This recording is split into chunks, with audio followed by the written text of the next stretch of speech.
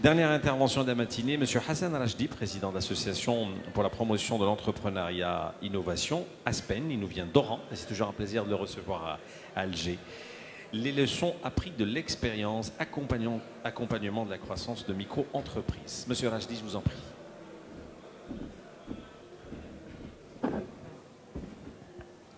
Messieurs, dames, bonjour.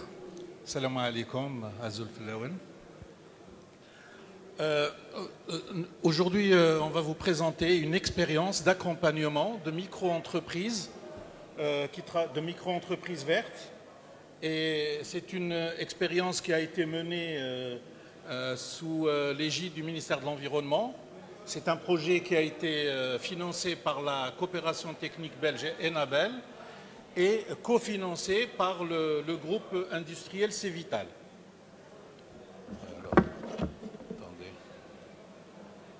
Alors, donc voilà l'intitulé, le projet, c'était incubation, accélération de 20 très petites entreprises intervenant dans la valorisation des déchets et les énergies renouvelables. Alors, pourquoi et comment est venue l'idée d'un tel projet? Nous avions organisé un séminaire en novembre 2015 à l'Université d'Oran et ce séminaire avait pour thème « Entreprendre dans le tri sélectif et la valorisation des déchets ».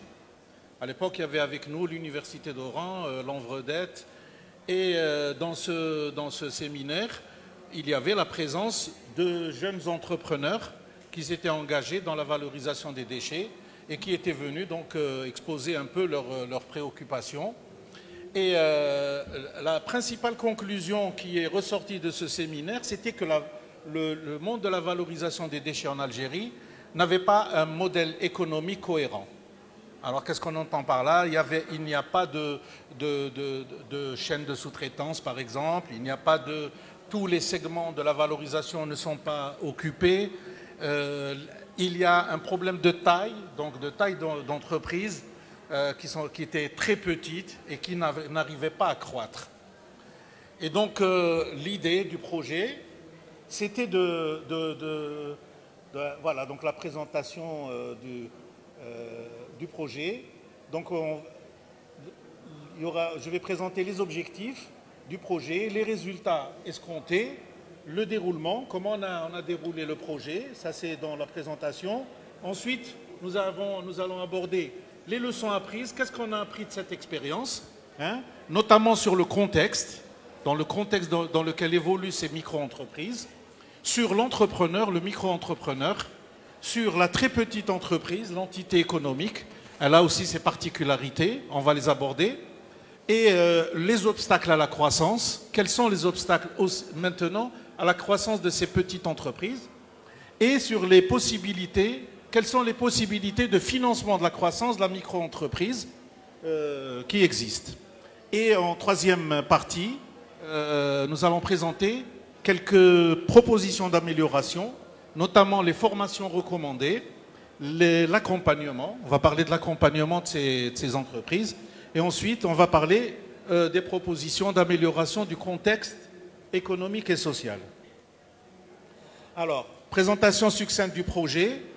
Le projet, voilà, l'objectif général, les TPE sont accompagnés pour développer des modèles économiques résilients basés sur la durabilité et l'innovation face au contexte économique et social. Alors là, c'est, comme je disais tout à l'heure, nous avons constaté que ces entreprises, ces micro-entreprises étaient très fragiles et qu'elles risquaient de disparaître à tout moment.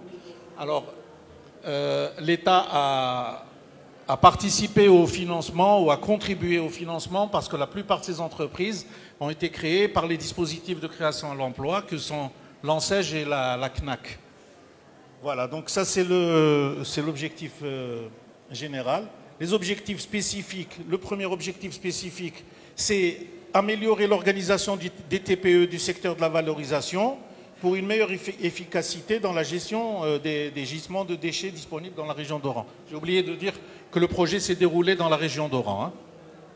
L'objectif spécifique 2, c'était de sélectionner 5 entreprises, celles qui avaient le meilleur potentiel, pour les mettre dans un processus de croissance rapide. Alors les résultats escomptés, l'objectif, c'était d'arriver à mettre les 20 TPE en capacité d'être éligibles au programme de mise à niveau de la NDPME. Le deuxième résultat, c'était de mettre 5 TPE dans une perspective de progression rapide. Troisièmement, c'était de travailler à l'émergence d'un réseau et la construction des prémices d'une parole commune. Le résultat 4, c'était de renforcer les capacités de notre association pour pouvoir donc mieux accompagner les TPE. Et le résultat 5, c'est l'expérience du projet capitalisée. Alors, le projet, on l'a déroulé en 4 phases. La première phase, il fallait sélectionner des TPE qui voulaient donc s'engager dans ce processus d'accompagnement. Donc il fallait, d'abord aller les trouver, les TPE. Ça n'a pas été facile, ça n'a pas du tout été facile. L'information n'est disponible nulle part. Donc on a vu les directions de l'ANSEJ, de la région d'Oran, les directions de la CNAC, les directions de l'environnement, etc. Et nous avons même été jusqu'au registre de commerce, au Centre national du registre de commerce. Et là, on a constaté qu'il y avait beaucoup d'entreprises qui existaient sur le papier, mais qui n'existaient pas dans la réalité. Donc, première difficulté, c'était la sélection. Dans ce cadre, il fallait donc élaborer le guide d'entretien, désigner ou choisir les méthodes de travail. Donc, on a fait le choix de l'approche par processus, par la matrice SWOT. Et l'organisation d'entretien. Donc le travail s'est basé beaucoup sur l'entretien avec ces jeunes entrepreneurs. Alors ensuite, on a entamé ce qu'on a appelé une phase d'incubation.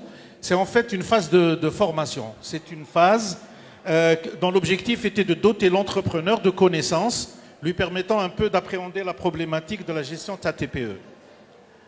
Ensuite, donc l'incubation a concerné l'ensemble des entreprises retenues. Et sur les entreprises qui étaient retenues, nous avons choisi 5, celles qui avaient le meilleur potentiel de croissance rapide. Et donc nous avons organisé avec ces entreprises-là des entretiens ouverts. Il y a eu l'examen des documents, les bilans, les rapports, procédures, des visites sur site. Et nous avons travaillé à l'élaboration de scénarios ou de scénarios de croissance possible. Donc on leur a, avec eux, tout ça s'est fait avec les jeunes entrepreneurs, on a essayé de déterminer quels sont les axes de croissance possibles pour ces entreprises. Et tout ce processus a débouché sur ce qu'on a appelé l'élaboration d'un diagnostic stratégique. Dans ce diagnostic stratégique, il se compose de trois choses. La première chose, c'est la détermination d'axes de croissance possibles. Deuxièmement, c'est d'élaborer les tableaux d'impact pour chaque axe de croissance. Quels sont les impacts? Comment l'entreprise va être impactée? Et ensuite, en fonction des procédés ou des axes choisis, la détermination de plans d'action opérationnels. Et ce travail a été fait avec l'entrepreneur. J'insiste beaucoup, ce qui nous distingue un peu des bureaux d'études auxquels on fournit des documents et il nous produit un document en contrepartie. Donc le travail ne s'est pas fait de cette façon-là. C'est des interviews, c'est des rencontres. Chaque entrepreneur a bénéficié à peu près de 15 heures d'entretien, à peu près réparties dans des séances de 2h30 à 3h chacune. Voilà. Ça, c'était pour un peu le déroulement. Alors, on revient. Première étape, c'était la sélection. Dans la première étape, voilà comment on a la répartition des TPE que nous avons retenues. Donc, il y en avait dans la récupération, la revente de tout déchet, 2, 6 dans le recyclage du plastique, une entreprise dans le nettoyage industriel et le recyclage du bois et des plastiques, 2 entreprises dans la collecte et le recyclage des pneus, une dans le papier carton, une dans la réalisation et l'aménagement d'espaces verts et une dans la mise en bouteille d'eau. Voilà donc, et 4 étaient prévus dans les énergies renouvelables. Mais après, il y a des aspects qu'on ne va pas aborder. En fait, il y avait le travail en groupe a posé quelques problèmes parce qu'il y avait des différences de niveau chez les entrepreneurs qui ont fait que quelques entrepreneurs, ils ont décroché. Voilà, donc il y avait sur les 20, l'objectif était de 20, nous avons travaillé réellement avec 18 entreprises. Voilà. Le planning des ateliers. Voilà les ateliers qui ont consisté, c'est-à-dire la phase d'incubation, ce que nous avons appelé phase d'incubation, a consisté en un certain nombre d'ateliers. Alors le premier atelier, c'était le business model. Donc il s'agissait donc d'essayer de connaître un peu les profils des entrepreneurs et de voir avec eux un peu leur business model. Ensuite, le deuxième atelier, c'était comment construire un projet qui contient un métier technologique. Ensuite, on a organisé une rencontre avec l'Agence nationale du développement de la PME, donc, qui sont venus informer ces jeunes entrepreneurs sur les dispositifs le dispositif ANDPME. Nous avons travaillé un autre atelier sur les tableaux de bord de l'entreprise, donc comment les gérer, quels sont les outils de base de gestion d'une très petite entreprise. On n'est pas allé sur les grandes idées, mais au moins sur les éléments essentiels. Nous avons organisé un excellent atelier que nous avons intitulé « Réinventer son business model ». En fait, les entreprises connaissent souvent des périodes où le chiffre d'affaires baisse, où elles n'arrivent pas à atteindre leurs objectifs. Et à ce moment-là, parfois le jeune entrepreneur, il est perdu. Et le problème, c'est qu'à ce moment-là, il commence à faire un peu tout et n'importe quoi. Alors qu'il y a maintenant des méthodes pour réinterroger, re-questionner son business model, pour arriver à déterminer les points forts, qu'est-ce qui pose problème, et où est-ce qu'il peut intervenir pour améliorer son business. Nous avons aussi donc organisé des ateliers sur la construction de réseaux de filières. Comment construire un réseau de filières et pourquoi. Donc il y a eu deux ateliers de construction de réseaux de filières. Nous avons aussi participé à un atelier avec nos collègues de Enabel Agide, du projet Agide, donc, qui ont invité 2 experts belges avec lesquels on a travaillé sur les perspectives de développement des filières de la valorisation dans la région d'Oran. Ensuite, alors tout ça, nous l'avons clôturé par une journée d'études sur l'économie circulaire dans la région d'Oran. C'est une rencontre qui a regroupé les institutions, les professionnels, les investisseurs et les OSC, c'est-à-dire les associations, les organisations de la société civile, qui jouent un rôle important aujourd'hui dans ce secteur de la valorisation.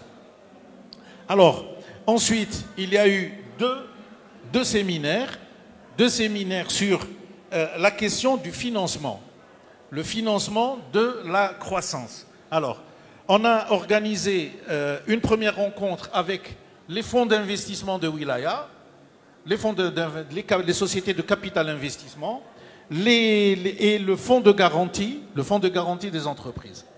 Vous savez qu'un plan de croissance nécessite des investissements.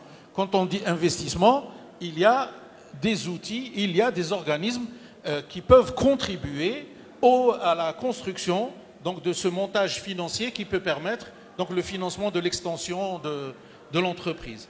Donc il fallait que nous montrions tout ça, parce que souvent, chez les jeunes entrepreneurs du moins, on rencontre l'idée que financer son développement, c'est soit avoir des moyens personnels, familiaux, ou alors aller à la banque. Mais quand on va à la banque telle qu'on se présente, on ne peut pas financer. Mais en fait, c'est parce qu'on ne sait pas monter un projet de financement. Ça se monte. Voilà. Donc, première rencontre, Finalep, Sofinance, FGAR. Deuxième rencontre, la BNA, la Banque Al Baraka Bank et Maghreb Leasing, MLA, la société de leasing. Alors là, on a, si vous voulez, un peu les différents types d'institutions financières qui peuvent contribuer au financement de la croissance d'une entreprise. Donc la BNA pour représenter, si vous voulez, les banques publiques. La Baraka Bank, c'est pour les banques islamiques, puisque beaucoup de jeunes entrepreneurs posent le problème de riba et tout ça, et donc ils veulent des financements. Voilà, nous les avons invités, ils étaient là. Et MLA, Maghreb Leasing, le leasing comme aussi mode de financement de l'extension des entreprises. Ensuite, il y a eu un atelier de mentorat Alors le mentorat, c'est une relation assez privilégiée entre un entrepreneur d'expérience, un entrepreneur qui est en réussite, qui a une grande expérience, avec un jeune entrepreneur qui débute. Et l'idée de cette relation, ce n'est pas de l'aider à régler des problèmes, mais c'est de lui donner un peu ce qu'il aurait voulu trouver lui-même quand il avait commencé. Donc c'est une transmission d'expérience. Voilà, donc c'est ça le mentorat. Et on reviendra sur cette question du mentorat parce que nous considérons que le mentorat est un outil privilégié, que nous devons privilégier dans l'accompagnement des entreprises. On parle souvent de coaching, on parle de tout ça, mais le mentorat, c'est une transmission d'expérience et qui peut donner d'excellents résultats. Alors, voilà quelques images des ateliers. Voilà, donc voilà le travaux donc les jeunes entrepreneurs avec Monsieur Djebara, pour ceux qui le connaissent. Hein, voilà, là on est en train de travailler sur comment réinventer son business model. Voilà, donc c'est... Voilà. Ensuite, alors, une fois qu'on a terminé cette phase d'incubation, on a entamé la phase d'accélération et on a choisi 5 TPE, parce qu'on ne pouvait pas faire ça avec 20. Les critères, c'était le potentiel managérial du propriétaire. Ensuite, c'était la motivation. Il fallait le vouloir, faut être motivé pour croître.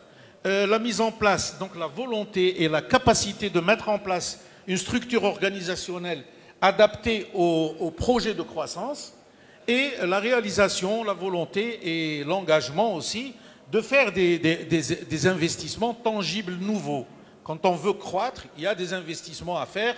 On ne peut pas y aller. Et vous verrez, tout à l'heure, on va aborder cette question de la nature de l'entrepreneuriat. Alors l'accélération, voilà. Donc c'est, dans un premier temps, c'est un peu sur la base de la matrice SWOT, dégager les forces et faiblesses de la TPE, appréhender les opportunités et les menaces. Ensuite, nous avons essayé de travailler avec l'entrepreneur pour essayer de comprendre les processus décisionnels. C'est extrêmement important. Vous verrez, tout à l'heure, on a parlé d'entreprise familiale. Nous, on va dire d'entreprise de type informel. Identifier et cerner le cœur de métier de la TPE, ça aussi c'est une question importante, puisque pas mal de TPE ne connaissent pas le cœur de leur métier. Alors l'analyse combinée de ces axes a permis de proposer des axes stratégiques dont j'ai parlé tout à l'heure, donc les axes stratégiques d'accroissement et un plan opérationnel cohérent. Donc voilà, le groupe de travail en charge de l'accélération était composé du professeur Béchir Bakar, docteur d'État en sciences de gestion, enseignant à l'université d'Oran. Il a une longue expérience de gestionnaire d'entreprises privées et publiques, et il a même une publication sur la gouvernance d'entreprise qui est commercialisée en Europe. Monsieur Abdelhaq Zerroukan, cadre supérieur, expert consultant en organisation et en ressources humaines. Monsieur Jalaluddin Henni Adda, cadre supérieur, expert consultant en marketing. Et Monsieur moi-même, donc moi je suis entrepreneur et mentor et président de l'association. Donc nous avons travaillé l'accélération à travers ce groupe-là. Donc c'est ce type de réunion. Donc là on voit une jeune entrepreneur, là aussi, le jeune entrepreneur est là. Et donc on a fait les entretiens. Voilà les visites sur site. Ça c'est un entrepreneur de Mostaganem qui fait dans la valorisation des déchets. C'est quelqu'un qui a un énorme potentiel et qui va aller très loin, ce type. Il avance bien. Ça, c'est une autre Equipac, une entreprise donc, qui fait dans le papier et carton. Alors, ça, on va passer très vite. Bon, le diagnostic, c'est l'analyse des fonctions finance, production, fonctions marketing et fonctions ressources humaines. Voilà. Donc maintenant, on arrive aux leçons apprises. Qu'est-ce qu'on a appris de cette expérience? Et c'est ça le plus important pour nous. Alors sur le contexte. Sur le contexte dans lequel nous évoluons ou évolue l'entreprise. Alors, là, c'est la matrice Pestel. Et là, donc, Pestel, donc, on commence par politique. Donc, en Algérie, on a un discours politique favorable, des programmes pertinents, PNAED, PROGDEM, vous connaissez pour ceux qui sont dans le...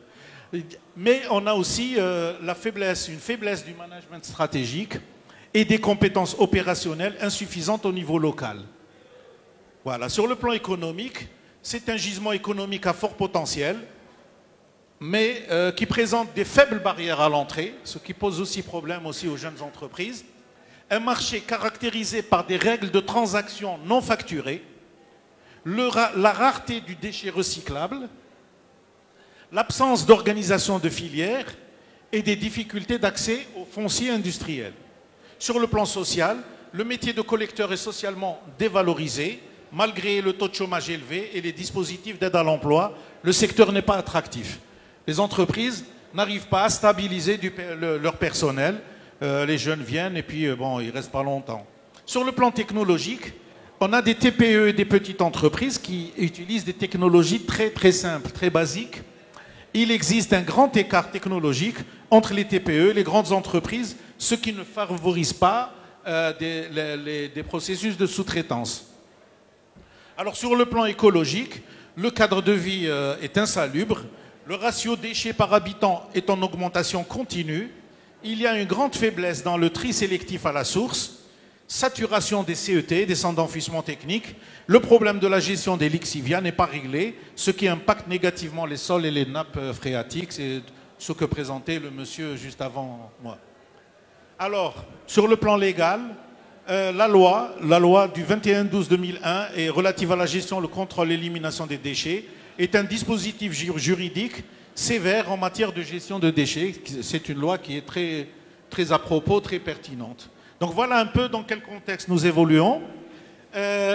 Maintenant, les leçons que nous avons apprises sur l'entrepreneur, le jeune entrepreneur. Très important à savoir. Alors, le jeune entrepreneur ou l'entrepreneur de la jeune entreprise. Donc on ne fait pas de distinguo. Hein. Même s'il est âgé, l'entreprise est jeune, pour nous c'est un jeune entrepreneur. Voilà. Donc en général, on est en face de personnes qui ont un bon niveau académique. Ils sont de niveau universitaire. Leurs formations, souvent, sont basées vers le technique ou le commercial. Mais on trouve rarement des personnes formées sur le plan financier, sur le management. Donc, il connaît son métier techniquement, mais aucune notion au plan financier, au plan de la gestion. Alors, troisièmement, le propriétaire dirigeant, en général, a fini par maîtriser son métier, on va dire. Ils connaissent leur réseau d'approvisionnement, ils connaissent les process qu'ils utilisent, et ils connaissent, ils maîtrisent un peu tout ça. Voilà, ça c'est... Alors, on a constaté chez certaines personnes un esprit d'innovation et d'initiative. Donc on ressent ces gens conscients, ils sont conscients de la nécessité d'innover et qui prennent souvent des initiatives. Alors, là, par contre, là, on va entrer dans le vif du sujet. Le problème de la TPE, le problème ou la caractéristique principale de la TPE, c'est que l'entrepreneur est l'acteur principal de son entreprise. C'est des personnes qui ne délèguent pas, qui ne savent pas le faire ou qui ne veulent pas le faire. Et quand on ne délègue pas, on ne peut pas croître. Une entreprise où tout est centré, où c'est l'entrepreneur qui va voir les impôts, qui va voir la sécurité sociale, qui connaît les fournisseurs, les clients, le transporteur, c'est pas possible. Il faut déléguer. Il faut apprendre à déléguer, ça s'apprend. Et donc ça, c'est un... Et là, là, on a vu aussi l'un des principaux étonnements de nos étonnements, c'est que quand on travaille avec un jeune entrepreneur et qu'on le convainc d'une idée, très vite, le changement s'opère dans l'entreprise. C'est pour vous dire à quel point le modèle d'affaires de son entreprise est basé sur sa personne. Quand on le convainc, ça change. Voilà. Donc, voilà. Donc ça, c'est une caractéristique. En même temps, c'est un... Donc le refus ou l'incapacité de déléguer. Ensuite, la gestion informelle de la TPE. Qu'est-ce qu'on entend par gestion informelle? La gestion informelle, c'est que il ne veut pas déléguer, mais il a besoin de personnes. Alors, il ramène des personnes à qui il fait confiance. Hein, donc, c'est en général des parents, des cousins, mais après, en fin de compte, on s'aperçoit que ça devient, le parent, quand on met trop de parents dans l'entreprise, ça devient des facteurs de blocage et des facteurs de... Voilà, ça devient, et la gestion devient complètement informelle, complètement irrationnelle.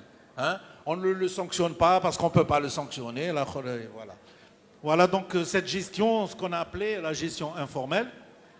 Alors, l'absence, là aussi, un énorme problème, c'est l'absence de vision stratégique formalisée. Hein? Donc, une entreprise doit avoir une vision, donc à court terme, à moyen terme et à long terme, et cette vision doit être formalisée, doit être écrite, elle doit être voilà, donc ici, tout dans la tête, parce qu'en général, on fonctionne un peu comme ça. Donc, l'absence de vision stratégique.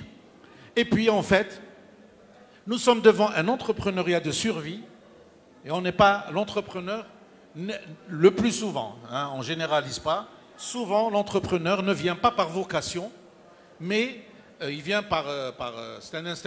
c'est pour la survie. Et d'ailleurs, même les dispositifs sur lesquels ils se sont appuyés, c'est l'Agence nationale de soutien à l'emploi des jeunes, pas à la création d'entreprise, grande nuance. Et la CNAC, c'est la caisse d'assurance chômage. Hein? Donc là, en fait, on avait affaire à des personnes qu'on a aidées à créer leur propre emploi. Et c'est pour ça que nous, bon, parmi eux, on trouve aussi des jeunes entrepreneurs qui... Mais là, on trouve des personnes, dans ces jeunes entrepreneurs, ils attendent beaucoup de l'État. Hein, ils sont tout le temps en attente, et ce n'est pas avec pour ceux qui travaillent sur l'entrepreneuriat, avec l'entrepreneur de Schumpeter, hein, qui prend des risques, voilà, on n'est pas devant cette situation, malheureusement. Alors, sur la très petite, on a parlé du contexte, on a parlé, qu'est-ce qu'on a appris sur l'entrepreneur, qu'est-ce qu'on a appris maintenant sur la petite entreprise. Alors, ses forces. Souvent, on a travaillé, ce n'est pas des porteurs de projets, hein, c'est des entreprises hein, qui travaillent, qui gagnent des sous, hein, mais qui n'arrivaient pas à croître. Donc, elles disposent d'un portefeuille de clients conséquent. Souvent, elles ne sont pas endettées. Elles travaillent, bien sûr, elles font du suivi sur tableur, Excel. Et bon, elles participent à l'insertion des jeunes. Voilà, les faiblesses. Alors, les faiblesses de ces TPE, c'est l'image dévalorisée en général l'image dévalorisée en général et du métier de collecteur en particulier. L'absence de vision stratégique, la faible structuration et l'absence d'outils de pilotage, la faiblesse du marketing amont, stratégie de collecte empirique, des capacités de production qui sont parfois sous-utilisées et le turnover des personnels, puisque les personnels ne sont pas satisfaits de ces boulots-là. Alors, et les TPE, la plupart, pour ne pas dire la totalité, travaillent sur des sites en location. C'est une caractéristique, on verra pourquoi tout à l'heure. Alors, les opportunités, quelles sont les opportunités qu'offre le contexte? C'est l'encouragement des pouvoirs publics, l'existence, ça on l'a dit, la professionnalisation, de plus en plus, on a de plus en plus de professionnels qui s'impliquent dans ces processus, et les TPE n'ont pas d'entrave à intervenir sur l'ensemble du territoire national. Les menaces, on en a parlé. Alors, parmi les menaces, il y a le fonctionnement aléatoire des EPIC CET, ne respectent pas le code des marchés publics parce qu'ils font des ventes aux enchères et souvent, certaines, pas toutes, hein, ne respectent pas tellement les règles de commercialité et elles se mettent parfois aussi en concurrence directe avec les TPE. Un environnement institutionnel instable, certaines décisions prises par les pouvoirs publics déséquilibrent la situation du marché. Voilà, donc après, on va attaquer la question de la croissance et notamment la question du financement de la croissance. Alors, l'accès au financement est conditionné par la présentation de documents comptables reflétant une activité fiable et profitable. Or, généralement, les TPE ne disposent pas de bilan convaincant. Pourquoi? Parce que, c'est pas parce qu'ils veulent, hein, c'est parce que le marché de la valorisation est un marché sans facture. Il va acheter des pneus, des déchets, quand il y a un collecteur, il les ramasse, il lui ramène, mais il ne lui facture pas. Et lui, quand il fait la poudrette, il dit qu'il veut la revendre, on ne veut pas de facture. Donc, et ça pose un vrai problème pour institutionnaliser la TPE. Et donc, quand on n'a pas de bilan comptable ou de bilan fiscaux, donc on ne peut pas aller vers des institutions financières. Alors comment mobiliser les ressources financières au financement des investissements d'extension? Alors j'ai parlé tout à l'heure des deux ateliers que nous avons organisés à la Chambre de commerce d'Oran. Et nous avons donc, voilà, je l'ai déjà dit. Donc, alors, après la réunion, les deux ateliers, il y a eu des entretiens entre les représentants de ces institutions et ces TPE. Et les engagements qui ont été pris par les responsables du FGAR, de Sofinance et Finalep, etc., hein, ils ont fait basculer les 5 TPE dans une option de développement par croissance.